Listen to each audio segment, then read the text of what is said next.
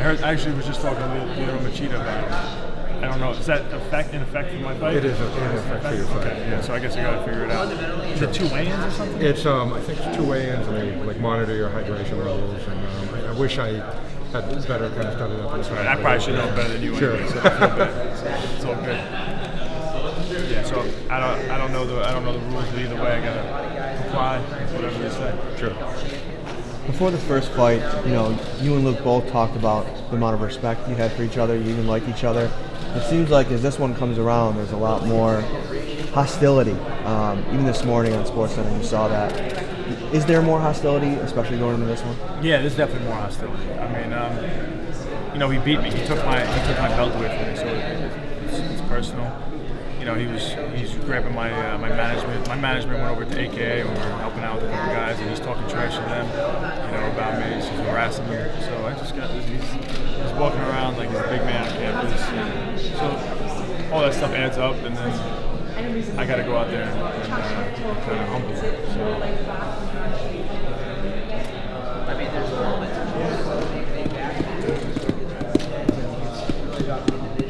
What's camp been like?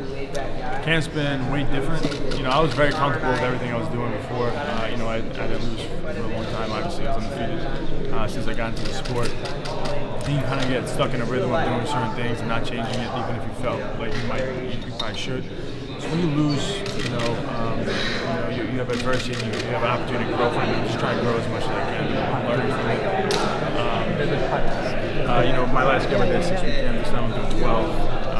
I'm being way more specific with my training. Like I said before, I wasn't very specific. I do jiu-jitsu and train as hard as I can with jiu-jitsu. I do wrestling. I train as hard as I can with that, and kickboxing and so on.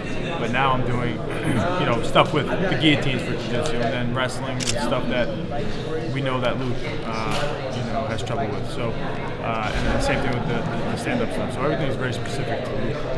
Are those changes, you mentioned in another interview that you were doing things to step out of your comfort zone. Are those the specific things that you're doing that are taking you out of your comfort zone? Yeah, and I'm going to different gyms. I'm training with different guys. I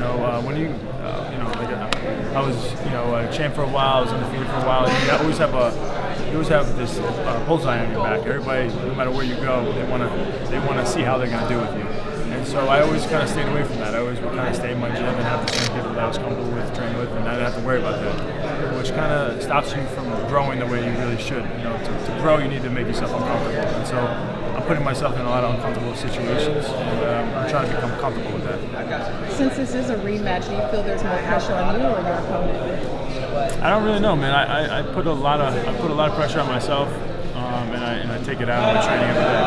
So all the pressure goes right to me working as hard as I can. I'm on top of the world now. I'm on top of the world now. I'm living.